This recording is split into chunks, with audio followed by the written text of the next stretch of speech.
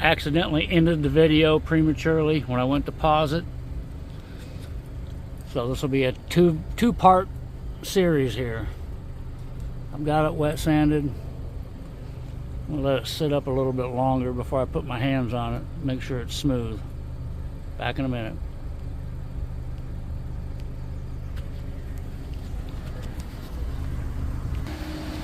That finished product on the steering wheel that had the glitter.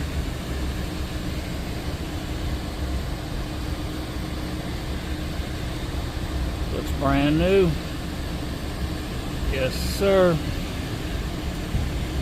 Looks really good. And for the wheel with the chips and scratches, it's not perfect, but it's better. As you can see, that big chip, the compound shrinks up. I might have to come back after it's cured for a couple days and do another coat. But for now, that's what we got. Catch you on the next one. Later.